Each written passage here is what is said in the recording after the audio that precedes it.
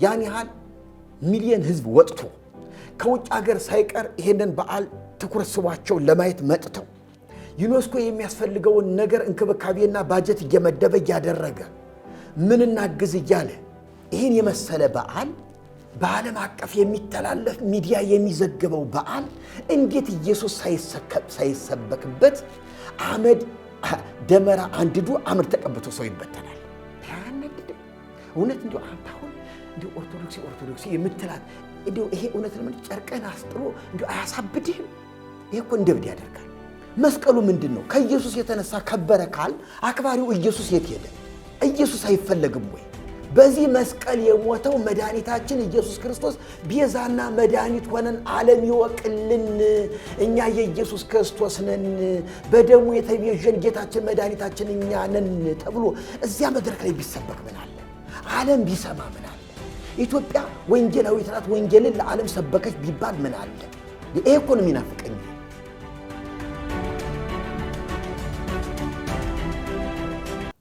ያው ራሱ ተገብተውበታል። እንግዲህ እኛ ምስራቅ ክርስቲያኖች ነን። እንግዲህ በዓለም ታሪክ ውስጥ ምስራቅና ምዕራብ ተብላ ቤተክርስቲያን ከተከፈለችበት ጊዜ ወዲህ ምስራቃውያኑ የኢትዮጵያ ኦርቶዶክስ ተዋሕዶ ቤተክርስቲያንን ጨምሮ ስለ ዕፀ መስቀል ወይንም ስለ መስቀል ጌታችን ኢየሱስ ክርስቶስ ስለተሰቀለበት እንጨት ግድ ይለናል። እንግዲህ የሚሰሙ ሰዎች አብዛኞቹ ወንጌልን ተረድተናል የሚሉ ሰዎች ስለሆኑ ብዙ ላይ ጥማቸው ይችላል። ግን ይሄ በጣም ቁም ነገር ደግሞ የሆነበት ማህበረሰብ ውስጥ ስለሆነ የምንኖረው እሱን ርዕስ አንስተን እንጨዋወታለን። ጌታችንና አምላካችን መድኃኒታችን ኢየሱስ ክርስቶስ የተሰቀለበት መስቀል ዕፀ መስቀል ወይንም የመስቀሉ እንጨት ከየት መጣ? በጣም ብዙ የተለያየ ትረካ ይተረክበታል። ከሎጥ ጋር፣ ከአብርሃም ጋር፣ ከሙሴ ጋር ሁሉ አገናኝተው የተረኩት አይተናል። ቅርብ ቀንም አንስተነዋል። ከእርሶ ጋር ከገነት ታላቁ እስክንድር በፈረስ ነቅሎ ይዞት የመጣው በስተት የመጣው እንጨት ነው። እንዲህ የሚሉ ብዙ ትረካዎች አሉ።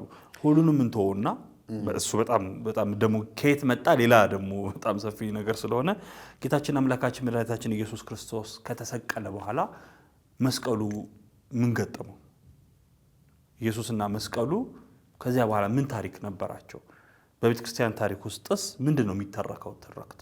አሁንስ መስከረም 16 እና 17 ደመራና መስቀል ተብሎ የሚከበረው በዓል ምንድን ነው? እርሶ የቤተ ክርስቲያን ትምህርት አልተማሩም ተብሎ ስለሚተቹ እስኪ እሱን ምንፈትን። በጣም በእኔ ጉዳይ ስለሚባሉ የወረዱ ነገሮች በጣም ደስተኛ ነኝ። በነገራችን ላይ በጣም ደስተኛ ነኝ። ራስክን ካወቅክ እኮ ምንም ብትባል ምንም ነገሮች አይከብዱህም። የምትሸማቀቀው እውነታው ሲደርሱ እውነታውን ተከታትለው ሲያገኙብህ ነው። እውነታውን ተከታትለው ከደረሱብህ በቃ መደበቂያ ታጣለህ እና ብትባል መውጣት ትፈራለህ እና ያ ሲሆን ይከብዳል። አለበለዚያ ግን እውነት ለመናገር ዶክተር ሁነህ አንተ ባዶ ደንቆሮ ማይም ብትባል ስቀ ነው የምታልፍ እንጂ እንደው ድንጋይ ላንሳ ምናምን አትልም። ምንም ማለት አይደለም። እርግጥ ነው እኔ ሊቀ ሊቃውንት የሚባል ማዕረግም የለኝም። ሲጀመር ሊቀ ሊቃውንት አይደለሁም። የተማርኩት ግን አለኝ በቤተ ክርስቲያኒቱ።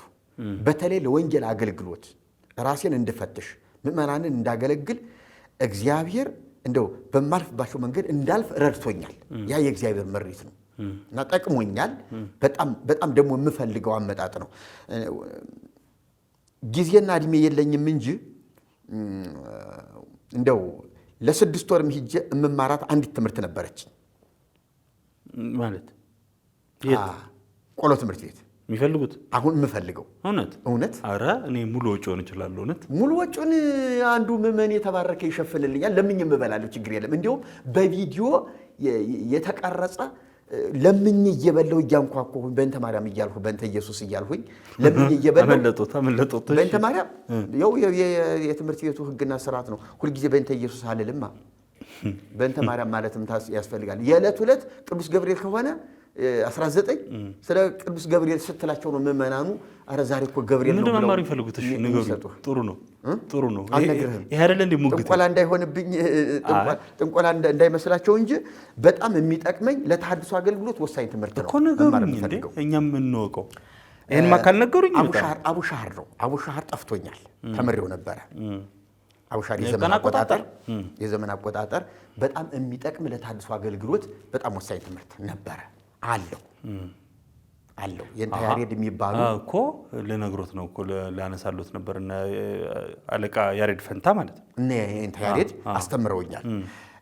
የሚገርምህ የሳቸውም ልጅ እኮ አሉ አሁን አለ ልጃቸው አለ ማለት ያስተምራሉ ማለት ነው። እንደው ቆሎ ትምህርት ቤት ድረስ ምን አስኬዶት መማር ፈልጋለሁ በሐሳብን ይቆይ ምክንያቱም ባለቤቴ ማትፈቅድልኝ ባለቤቴ ስለማትፈቅድ መምህሩን ወደዚህ አምጥቼ ከቤት ያስቀምጬ ማረው ካልሆነ በስተቀር እኮ እሱን ነው እኮ የምልዎት እኔ ሙሉ ወጪዎትን እኮ ስል ምን ችግር አለው እግረ መንገዱንም ወንጌል እያስተማሩት ግን ፊልም መስራት የምፈልግ ነበር እኔ እንደው ሂጄ እዚያው በትምህርት ቤቱ እየተማርኩ ፊልም እንደው ቢቀረጽ እፈልጋለሁ ዶክመንተሪ ፊልም ቢሆን ህይወት ነው ጥሩ ነው። በነገራችን ላይ እኔ ወደ ኋላ ያለውን የቆሎ ትምህርት ቤት ህይወት ከጣና ቂርቆስ ገዳም ጀምሮ ፈቃደኛ ብትሆን አንተና እውነት ቢገባህ አገር ሲረጋጋ እንዞራለን ችግር የለም። ለፊልም የሚሆን ቦታ ምናምን የተረጋጋ አናጣም እርግጠኛ ነኝ። ጣና ቂርቆስ ገዳም መሄድ አንቸገርም። ያው ባየር ነው የምንሄደው። ባየር ሄደን ጣና ቂርቆስ ገዳም ገብተን እዛ ያለውን የቆሎ ትምህርት ቤት ህይወት አይተን ግድ የለም እስኪ ይሰራዋል። መስቀሉ መሰረታዊ ታሪኩ ሰፊ ነው ወደ ኋላ ግን የቆስጠንጢኖስ እናት እሌኒ እንዴት እንዳስገኘችው ከተቀበረበት ቦታ እንዴት እንዳገኘችውና ከዚያ በኋላ ወደ ፋርሶች ተወስዶ ደግሞ እንደገና በድል ተመልሶ መስቀሉ ግብጽ አሌክሳንድሪያ ከደረሰ በኋላ አራት ሀገሮች እንዴት እንደተከፋፈሉትና ክፋዩ ወደ ኢትዮጵያ እንደመጣ አጠር አድርገን መነጋገር እንችላለን። መጀመሪያ ላይ መስቀሉ እንዴት ተገኘ ሳይሆን እንዴት ተቀበረም ብሎ ማንሳቱ ጥሩ ነው። ለምን ተቀበረ? እውነት ለመናገር ጌታ የሚባለው ያው አይሁድ በምቀኝነት ነው። ጌታችንም በተንኮል ቀበሩ። ሐዋርያትን በኢየሱስ ስም እያሉ እየፈወሱ ሲያስቸግሩ ያው እናቱን ድንግል ማርያምን ስትሞት እንዳትቀበር ለማድረግ ሙከራ ነበር። ደግሞ እሷ ተነስታ ሌላ ችግር እንዳይፈጠር ያው እሱን አንመለስበትም። የሞቶና የትንሣኤዋን የእርገቷን ጉዳይ ክፍት ጥያቄ አድርገን ትተነዋል። የመስቀሉም ጉዳይ እንደዚሁ ነው። ፈወሰ እንዳይባል አዳን እንዳይባል ምንድነው መጀመሪያ ላይ እየፈወሰ አስቸገረ። ሙታን እያስነሳ ድው እየፈወሰ አስቸገረ። ከዚያ በኋላ ለምንድነው ማንጥለው አሉና የሆነ ቆሻሻ ቦታ ላይ ወስደው ጉድጓዳ ቦታ ጣሉና እንደውም የነዚያ ለማደናገሪያ ነው የሚለው ትርጓሜው ላይ ለማደናገሪያ የሁለቱን ወንበዴዎች መስቀል ጭምር አይሁድ መስቀሉን ማጥፋት ከነበር ፍላጎታቸው እንደ ከመጣል ማቃጠል አይችሉም ነበር። እንግዲህ በጊዜው አንተ አልነበርህም። አንተ ብትኖር ይሄንን ቀለል ያለ ሐሳብ ትመክራቸው ነበር። እሺ አንዳንድ ተንኮለኛ እኮ በጊዜው ሲገኝ ጥሩ ነው ያግዛል። እሺ ያንተ አለመኖር ጎድቷቸዋል፣ ብዙ ዋጋ አስከፍሏቸዋል ማለት ነው። ግን የመጣላቸው ሐሳብ ይሄ ነው። እውነት አደረጉት። ራሱ እኮ ደግሞ አነጋጋሪ ነው። አሁን ያንተ ያልከው የማቃጠልና ማለት ማንኛውም ጤነኛ ሰው መቼስ ከእንጨት የተሰራን ነገር ለማውደም ለማጥፋት ከተፈለገ ከመቅበር ይልቅ ማቃጠሉ ነው በጣም ምናልባት እንግዲህ መስቀሉን ለማዋረድ ያደረጉት ጥበብ ይሁን በትክክል ሆኗል ወይ ነው ነገሩ። መጀመሪያ እንደው ከሆነ እንኳን ያው ምቀኞችና ተንኮለኞች ስለሆኑ ለኢየሱስ ያላቸውን ጥላቻ ለመግለጥ የቆሻሻ ማጠራቀም ያደረጉት ብለን እንደው እንስማማ በዚህ። ግን ውሸት ነው። እንደ ውሸት አማኞች ይሄን ፕሮግራም የሚከታተሉ ሁሉ እየነገርናቸው ያለው እኛ የተቀበልነውና ያመንነው ሳይሆን ቤተክርስቲያኒቱ ነው ብላ ያመነችውን ነው እየተረክንላቸው ያለ። በነገራችን ላይ የተደረጋ ከኢትዮጵያ ኦርቶዶክስ ተዋህዶ ቤተክርስቲያን ውጪ በበርካታ ቤተክርስቲያናት ዘንድ የሚታመንም ጭምር ነው። የኛ ቤተክርስቲያን ብቻ አስተምሮ አይደለም። እሺ ይቀጥሉ። እንግዲህ እንደኛ የተጃጃሉ ካሉ ሆነዋል ማለት ነው። በነገራችን ላይ ሐዋርያት መስቀሉ ድውይ እየፈወሰ ሙት እያስነሳ ታምር እያደረገ በአገልግሎት እየተጠቀሙበት ከሆነ መቀበሩ ለምን አስፈለገ? መጀመሪያ አሁን እኮ ባለፈው ፕሮግራማችን እዚህ ወደ ኋላ ካለው ፕሮግራም ላይ እኮ በበትረ ዝንቱ መስቀል ሐዋርያቲሁ ለዘሞተ ሰደዱ አጋንንተ ወሰበሩ ጣዖታተ በክርስቶስ መስቀል በሟቹ በክርስቶስ መስቀል ሐዋርያቱ አጋንንትን አሳደዱ ጣዖታትን ሰባበሩ ተብሎ ተነግሯል። ይሄ ከተነገረ መስቀሉ አልተቀበረም ማለት ነው። ሐዋርያት አገልግሎት እየሰጡበት እየተጠቀሙበት ነው ማለት ነው። ወደ አገልግሎት ርቀው በሄዱበት ቦታ ሁሉ መስቀሉ አለ ማለት ነው። ስለዚህ መስቀሉ እዚህ ቦታ ተቀብሯል የሚለውን እዚያኛው ድርሰት ላይ ደግሞ ውድቅ ሲያደርገው እንመለከታለን። እሺ የመስቀሉን ታሪክ እየተረክን ስለሆነ በዚህ የደመራውን ታሪክ እየተረክን ስለሆነ አይሁድ ለምቀኝነት አያርፉምና ይህንን መስቀል ቀበሩት። ሲቀብሩት ደግሞ ለማደናገር የእነዚያኞቹ እኮ አይፈውስም፣ የሁለቱ ወንበዴዎች አይፈውስም፣ ምንም ታምር አያደርግም። በተለየ ሁኔታ የኢየሱስ ክርስቶስ መስቀል ነው ታምር ሲያደርግ የነበረው። ስለዚህ ለማደናገር ብለው የእነዚያን የሁለቱን የተሰቀሉበትን መስቀል አብረው ከሶስት ቦታ አስቀመጡና የቆሻሻ መጣያ በኢየሩሳሌም ያለ ማንኛውም አይሁዳዊ ቆሻሻ ከዚያ ቦታ እንዲጥል አዋጅና ትእዛዝ ወጣ። ከዚያ በኋላ ሲከመር እንግዲህ የ300 ዓመት ቆሻሻ እንግዲህ አስብ እንግዲህ ተራራ ሆነ። ትልቅ ተራራ 3 ተራራ ወጣው እና በ320 ምናምን ዓመት ገደማ እሌኒ ንግሥት ልጇ ቆስጠንጢኖስ እኔ ያነበብኩት ከ316 እስከ 318 ዓመት ባለው ውስጥ ይላል። አጣላም አዎ በ325 ገደማ ንጉሥ ሆኗል። የኒቅያው ጉባኤም አብሮ ተገኝቶበታል። ከዚያ በፊት የነበረው ግን ከእናቱ ጋር የመውጣት የመግባትና ሁኔታዎችን የማጥናት የመከታተል ስራ ነው የሰራው እና እናቲቱ ይህንን የደመራ በዓል ምንድነው ይሄን የተቀበረውን መስቀል ለማጥናትና ለማወቅ ወደ ኢየሩሳሌም አቀናች። የኢየሱስን መስቀል ፍለጋ አዎ ሄደችና መስቀሉ የትና እንዴት እንዳለ ስታጠና ስትጠይቅ አንድ ኪራኮስ የሚባል የቀድሞ ስሙ ይሁዳ ይባል ነበር። እኔ ባነበብኩት ላይ የቀድሞ ስሙ ይሁዳ የተባለ በኋላ ኪራኮስ የተባለ ሰውዬ እነዚህ ቦታዎች ላይ ከነዚህ ከሶስቱ ተራሮች አንዱ ነው ያላት የኢየሱስ መስቀል ከነዚህ ከሶስቱ ተራሮች አንደኛው ነው ይባላል። ይሄ ይሁን አይታወቅም። ስለዚህ አንቺ አሁን ማድረግ ያለብሽ ወደ 30 ኩንታል የሚደርስ የስንዴ ምንድነው ይሄ የዕጣን ምርት አስመጭና እንጨትም ደግሞ ህዝቡ ሁሉ ያምጣ ይከምርና ከዚያ ዕጣኑ እዚያ ላይ ተደርጎ እሳት ይለኮስ። ጭሱ ወደ ላይ ወጥቶ ተመልሶ መጥቶ ያረፈበት ተራራ መስቀሉ ያለበት ነው ማለት ነው እና ማረጋገጫው ይሄ መሆን አለበት አላት። መልካም ሐሳብ ነው አለችና እንዳደረገችው አቅም ያላት ሴትዮ ናት። አስደረገች። ጭሱ ወደ ላይ ወጥቶ መጣና ኢየሱስ ካለበት የኢየሱስ መስቀል ካለበት ተራራ ላይ አረፈ። ይሄ የሆነው አሁን መስከረም 17 ነው ጭሱ ያረፈበት። መስከረም 17 ጭሱ ያረፈበት ቁፋሮ ተጀመረ። መጋቢት 10 መስቀሉ ተገኘ። ከ6 ወር በላይ ፈጅቷል። ያኔ ያህል ጊዜ ወስዶ የ300 ዓመት ክምር ቆሻሻ ነው የሚቆፈር የነበረው። አዎ እንደዛ ነው። እንግዲህ በጎን ገብተው በቀላሉ ሊያገኙ ይችላል ማለት ነው እንጂ ያን ተራራ መናድና ማፍረስም ቀላል አይደለም። 6 ወርም የሚበቃው አይመስልም። ግን በዚያ ሁኔታ መስቀሉ ተገኘ። የደመራው በዓል ነው በድምቀት መከበር ያለበት ወይስ መስቀሉ የተገኘበት ዕለት ነው ግን መከበር የነበረበት? እንደው እውነት ከሆነ ታሪክ አሁን 3 አስተያየት አንሰጥም መርጌታ። ምክንያቱም ፍለጋውም ትልቅ ነገር ነው። የቀብር ቀንና የትንሣኤ ቀን ይለያል።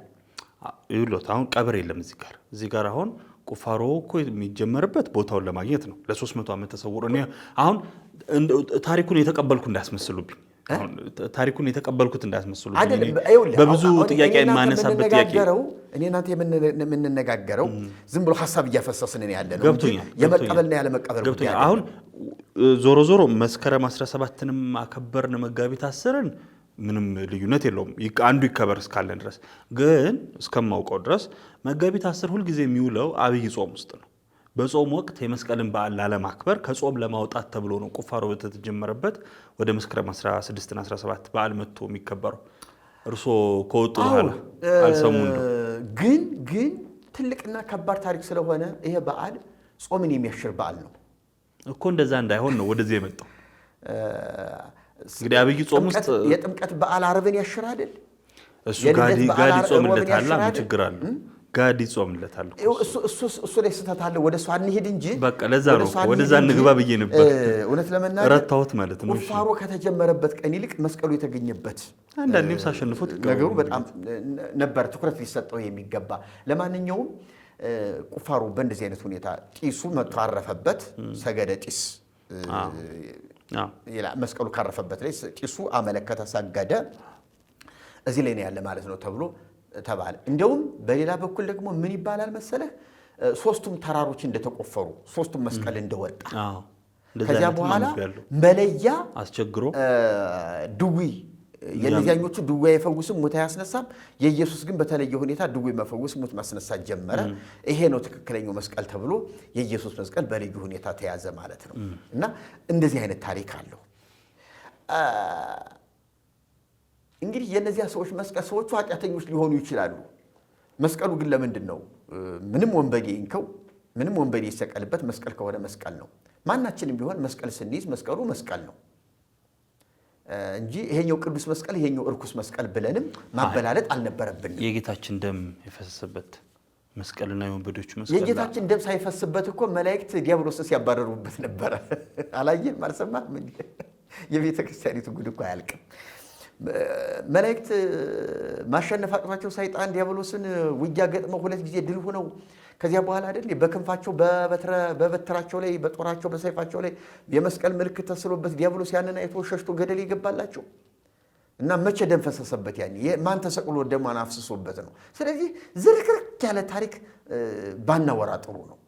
ይኸውልህ መስቀል ከሆነ መስቀል እንበል ዝም ብለን። ማንም ኃጢአተኛ ሰው የያዘው ማንም የያዘው አሁን እያንዳንዱ ቄስ የያዘው መስቀል አሁን ይሄ መስቀል የክርስቶስ ደም ፈሶበታል እንዴ?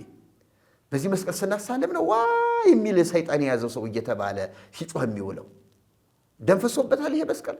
ስንት ወንበዴ ቄስና መነኩሴ ይዞት አይደለም እንዴ? ስንትና ስንት አይነት ሰው አለ አይደለም እንዴ? እስር ቤት ያሉ እኮ ወንበዴ ሆነው ወንጀል ሰርተው እኮ ቤተ ክርስቲያኒቱ ከሳቸው እኮ እስር ቤት የወደቁ መነኮሳት እኮ አሉ፣ መስቀል ይዘው የሚያሳልሙ ከዚያ ሄደው ሰይጣን አባረርን የሚሉ የሚፈውሱ እኮ አሉ እኮ።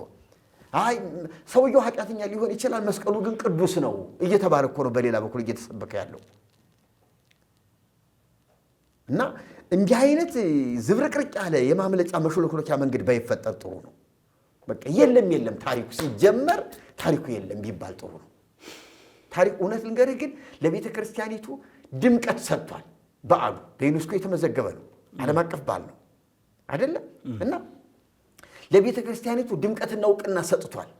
ግን ምን አለ ወንጌል በመስበክ ኢየሱስን በመስበክ የኢየሱስ በዓል ብታደርገው ያንን ቀን ከተሰቀለበት መስቀል ይልቅ በዚህ ላይ የተሰቀለውን ኢየሱስን ምን አለ ብትሰብከው፣ ታምር ብትሰራ ምን አለ?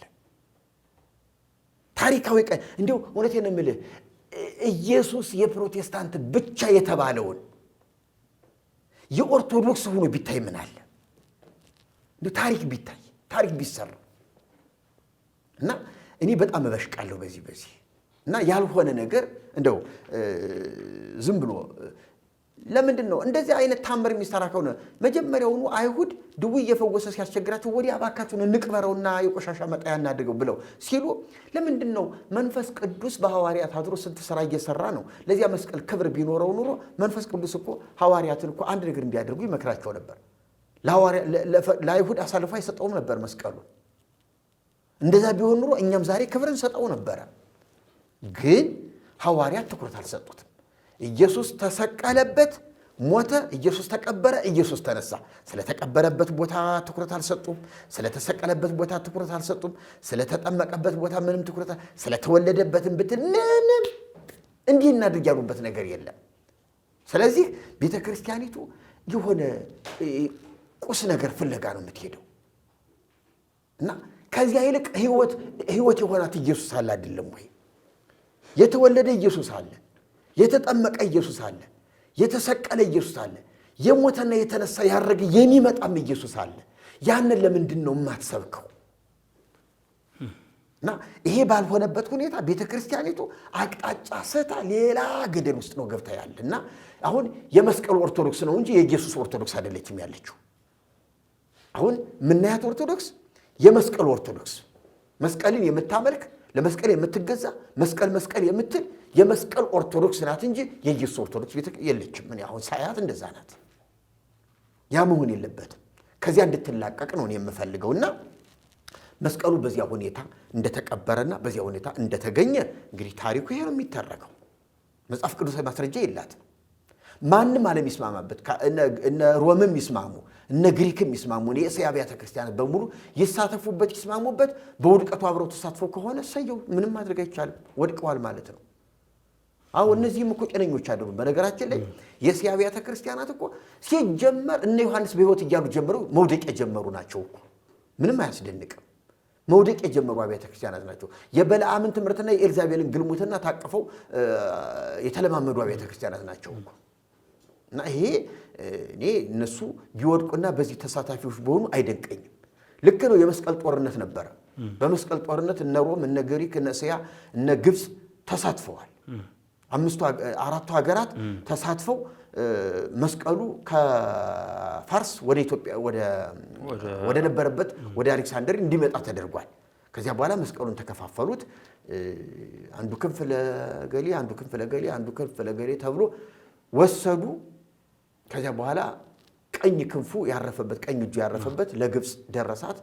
ግብፅ ሀገር ሲኖር እስከ 15ኛው መቶ ክፍለ ዘመን መጀመሪያ ገደማ ግብፅ ይዘው ቆየች።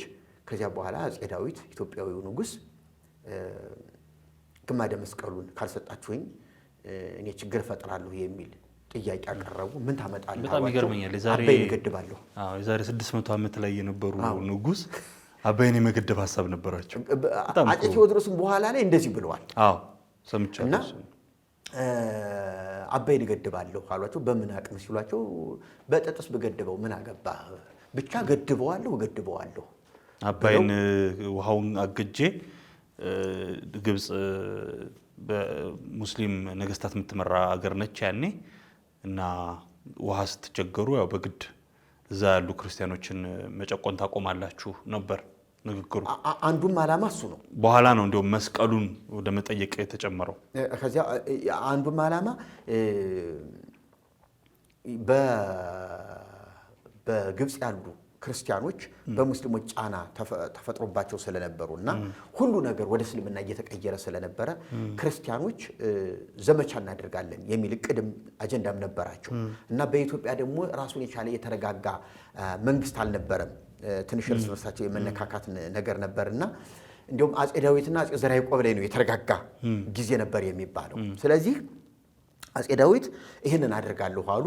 ከዚያ በኋላ ግብጾች ትንሽ ጥርጣሬና ፍርሃት አደረባቸው።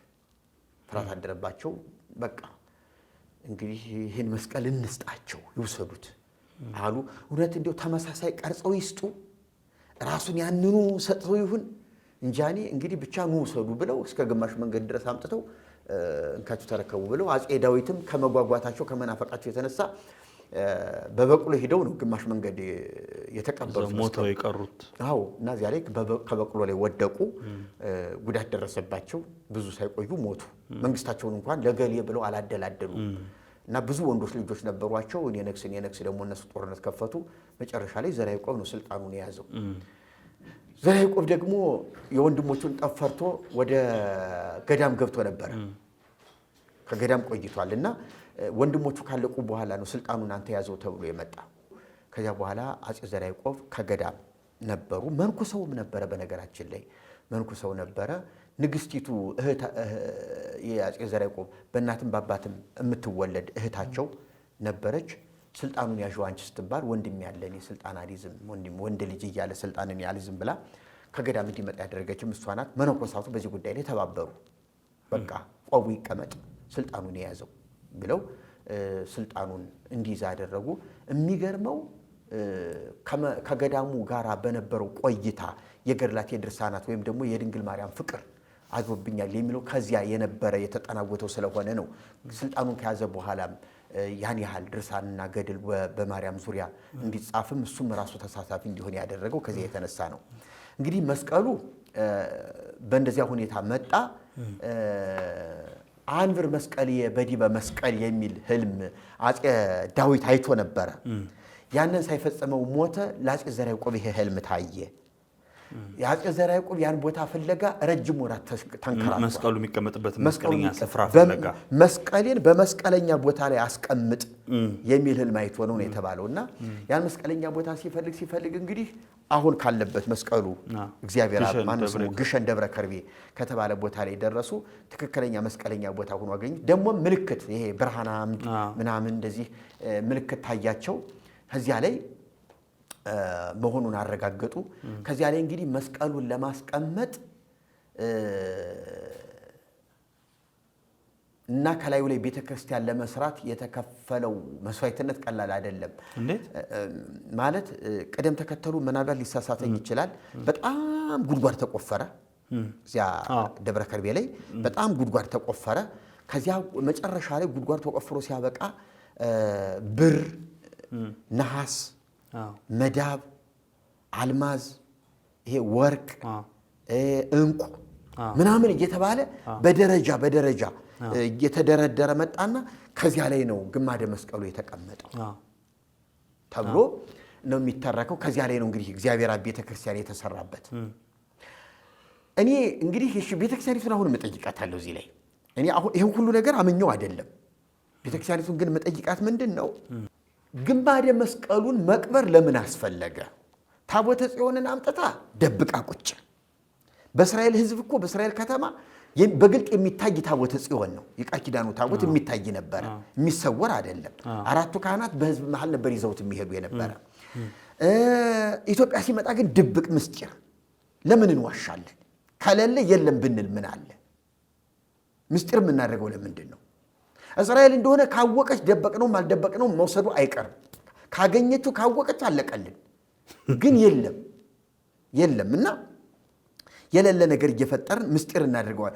ስንዋሽ ሁሉ ነገር ምስጢር ነው የምናደርገው፣ ድብቅ ነው የምናደርገው። ግማደ መስቀሉን አምጥተነዋል፣ ግን ድብቅ። ይሄን ያህል እውነት ለመናገር አንድ ሌላ መንግስት መጥቶ እኮ ገለባ አፈራርሶ ጥሎ ጉዳችንን ገመናችንን እኮ ያወጣዋል እኮ። የታለ ወርቁ፣ የታለ እንቁ፣ የታለ ግማደ መስቀሉ?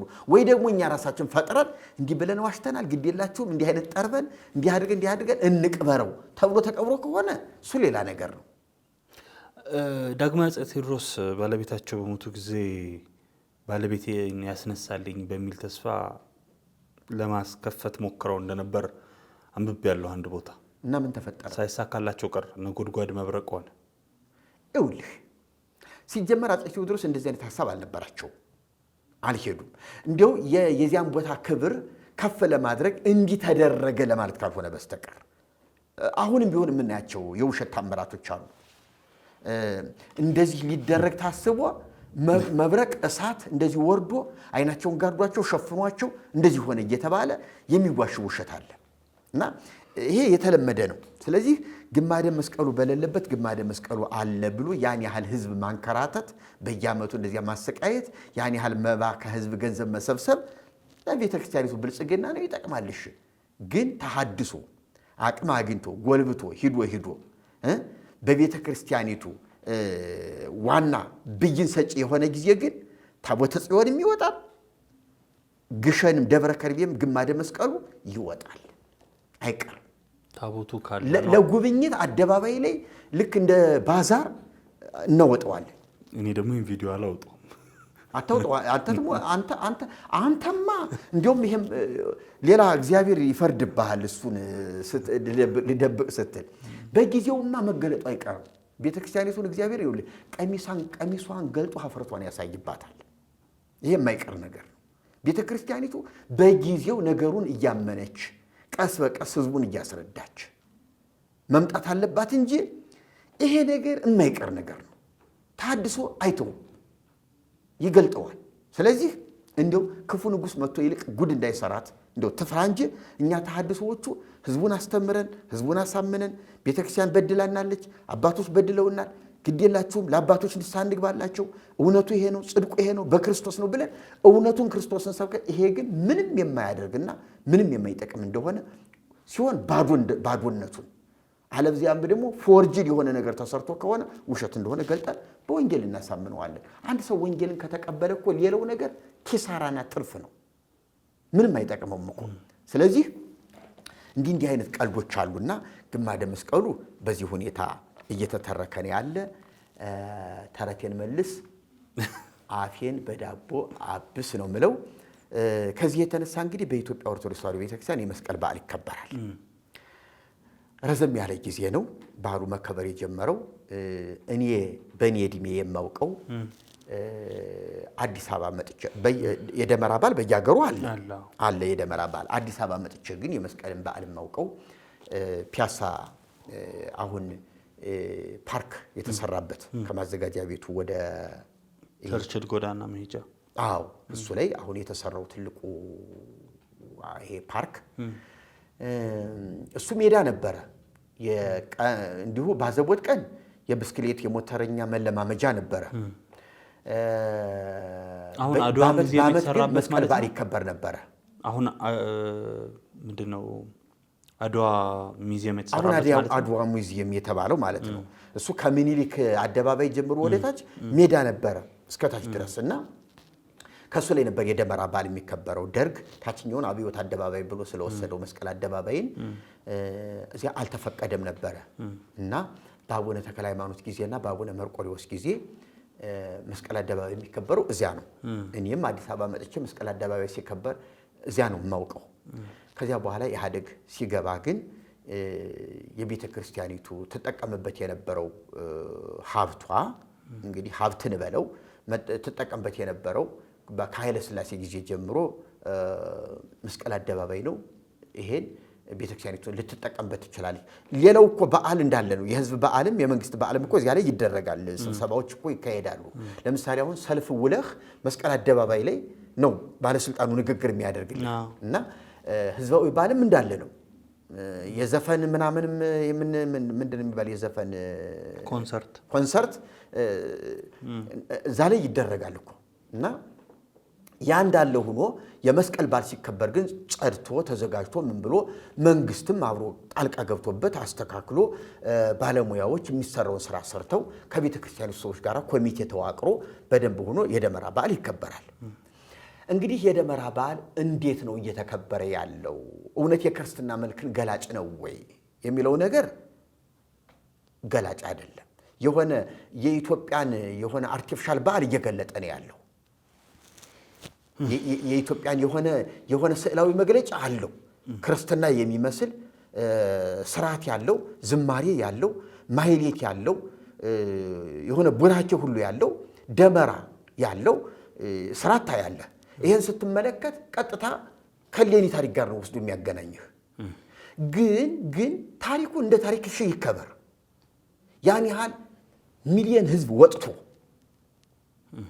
ከውጭ ሀገር ሳይቀር ይሄንን በዓል ትኩረት ስቧቸው ለማየት መጥተው ዩኔስኮ የሚያስፈልገውን ነገር እንክብካቤና ባጀት እየመደበ ያደረገ ምን እናግዝ እያለ ይሄን የመሰለ በዓል በዓለም አቀፍ የሚተላለፍ ሚዲያ የሚዘግበው በዓል እንዴት ኢየሱስ ሳይሰበክበት አመድ ደመራ አንድዶ አመድ ተቀብቶ ሰው ይበተናል? ያንንድም እውነት እንዲሁ አንተ አሁን እንዲሁ ኦርቶዶክሲ የምትላት እንዲሁ ይሄ እውነት ለምን ጨርቀን አስጥሎ እንዲሁ አያሳብድህም? ይሄ እኮ እንደብድ ያደርጋል። መስቀሉ ምንድን ነው? ከኢየሱስ የተነሳ ከበረ ካል አክባሪው ኢየሱስ የት ሄደ? ኢየሱስ አይፈለግም ወይ? በዚህ መስቀል የሞተው መድኃኒታችን ኢየሱስ ክርስቶስ ቤዛና መድኃኒት ሆነን ዓለም ይወቅልን እኛ የኢየሱስ ክርስቶስ ነን፣ በደሙ የተቤዠን ጌታችን መድኃኒታችን እኛ ነን ተብሎ እዚያ መድረክ ላይ ቢሰበክ ምን አለ? ዓለም ቢሰማ ምን አለ? ኢትዮጵያ ወንጌላዊት ናት፣ ወንጌልን ለዓለም ሰበከች ቢባል ምን አለ? ይሄ እኮ ነው የሚናፍቀኝ እና ይሄ አልሆነም። ደመራ አቃጥሎ ደመራ ለኩሶ አንድዶ ፓትርያርክን ያህል ትልቅ አባት ጳጳሳትን ያህል እነዚህ የፓትርያርኩ አጃቢዎች በልዩ ስርዓት መጥተው ደመራ ባርከው ጸሎተ ወንጌል አድርሰው ምስባክ ተሰብኮ ከዚያ በኋላ ያ ደመራ ተዙሮ ተለኩሶ አመድ ሲሆን አመዱን ተቀብቶ ተዘፍኖ የሚለያዩበት በዓል ነው የሆነው። ስለዚህ ይሄ በዓል የክርስትና በዓል ነው ወይ? ክርስትና ማለት ከክርስቶስ የመጣ የተፈለቀቀ ስም ከሆነ ክርስቶስ ተሰብኳል ወይ? እና ይሄ በጣም አሳፋሪ የሆነ ገመናችን ነው። እና ኢየሱስ ሲባል የምትደነግጥ በዚህ የምታይ ቤተ ክርስቲያን እኔ ሐዋርያዊት ናት ብዬ ስሟን ልጠራው አልችልም። እውነቴን ነው። እንዲያው እያባበልኳት ነው። ሐዋርያዊት፣ ታሪካዊት፣ ጥንታዊት ብዬ የምላት እያባበልኳት ነው እንጂ እንደ ሕይወቷ ከሆነ ቤተ ክርስቲያኒቱ እንደ አጋንንታዊ ልምምዷ ይበልጣል። አጋንንታዊ ልምምዷ ነው የሚበልጠው። እና በጣም የሚያሳፍሩ ስርዓቶች ነው እየተከናወኑ ያሉት። መስቀል አበባ እንደዚህ እየተባለ እየተዘመረ ይሄ የኪራኮስ የሌኒ ንግሥት አይተሃል። እንግዲህ ስርዓቱን ከየአብያተ ክርስቲያናቱና የተውጣጡ መዘምራን ማኅበረ ቅዱሳን ነጭ ለብሶ በገና ይዞ መስቀል እያለ እየዘመረ ሲመጣ ኢየሱስ የሚባል ካፋቸው የማይወጣ ለምንድን ነው? እና ይሄ በጣም የሚያሳፍር ነገር ነው። እዚያ ላይ የሚታየው በጣም ዘገናኝ ነገር ነው። ስለዚህ መስቀሉ የዑራኤል ሰንበት ተማሪዎች ተሳቢ መኪና ተይዞ ንግሥቲቱ እሌኒ በድራማ መልክ እዚያ ላይ ተቀምጣ ቆፋሪዎቹ ዶማ ካፋ ምናምን ይዘው እዚያ ላይ ያሉ፣ ኪራኮስ እዚያ ላይ ምልክት ያሳያታል። ከዚያ በኋላ የመቆፈር ምልክት ያሳያሉ። ከዚያ በኋላ መስቀሉ ከዚያ ብድግ ብሎ ይወጣል፣ መብራት ይበራል። እንደዚህ አይነት ድራማ ይሄ ነው ወይ ክርስትና? ይሄ ነው ወይ ኢትዮጵያዊነት፣ ኦርቶዶክሳዊነት? ይሄ ነው ወይ ወልድ ዋሕድ ብላ የሰበከች የምትባለው እች ናት ወይ? እና ይሄ እውነት ልንገርህ፣ እኛ ደርሰን እንፈውሳታለን፣ እኛ ደርሰን እናጠረዋለን። በዓሉ ይቀጥላል። መስከረም 17 ይቀጥላል በዓሉ። ነገር ግን የኢየሱስ ይሆናል። እንዲያውም የተገኘበት መጋቢት 10 ከዚህ በደመቀ ሁኔታ ይከበራል። ኢየሱስን እንሰብከዋለን። ነገሮቹ ይቀየራሉ፣ መልካቸውን ይይዛሉ። እኔ ይሄ ነው የሚናፍቀኝ። ስለዚህ ውድ ወገኖቻችን፣ ኢትዮጵያውያን፣ ኦርቶዶክሳውያን፣ ወንጌላውያን ሁላችሁ ለእንዲህ አይነት ተልእኮ ከከሳቴ ብርሃን ጋር እንድትተባበሩ፣ ከሳቴ ብርሃንን እንድትደግፉ በሕያው እግዚአብሔር ይዛችኋለሁ። በቃ እኔ ግዝት ነው ዛሬ የማስተላልፈው። በቃ መስቀል የተባለው ትርጉሙን ስቶብናል። መስቀል የተባለው አቅጣጫውን ስቶብናል። ኢየሱስን ጋርዶብናል። እና እንዲህ አይነት ህይወት ውስጥ ነው ያለነውና ቤተ ክርስቲያናችን የምትፈወሰው ምድራችንም የምትቀደሰው ይሄ መልክ ይሄ ውበት እንደገና ሲመጣ ነውና ወገኖች ሆይ እባካችሁን ከዚህ ከተቋም ይሄ ከቡድን የገሌ እንትና አባል ከሚባለው ነገር ውጡና እኔ የክርስቶስ ነኝ። ጳውሎስ እንዳለው አጵሎስ ስለናንተ አልተሰቀለም፣ ጳውሎስ ስለናንተ አልሞተም። በቃ እናንተ ሁላችሁ የክርስቶስ ነን፣ ክርስቶስ ለሁላችን ሞቷል። በቃ አጵሎስ አጠጣ፣ ጳውሎስ ተከለ፣ እግዚአብሔር ያሳድግ ነበረ። ያ ቢተክል ያ ቢያጠጣ እግዚአብሔር ካላሳደገ ምን ዋጋ አለው ነው ያለው ጳውሎስ። እና ሁሉንም ይሄ የጎጠኛ አገልግሎት ከንቱ ነው ያደረገው። ስለዚህ ወገኖች ክርስቲያኖች እንሁን። ካሁን ጀምረን እባካችሁ እንደገና ክርስቲያኖች እንሁን፣ እንደገና እንወለድ። ይሄ ነው ጥሪ። እንግዲህ ወንድሜ የሚጠይቀኝ ካለ እጠየቃለሁ። እኔ ግን መልእክቴ ይሄ ነው። በጣም አመሰግናለሁ መርጌታ።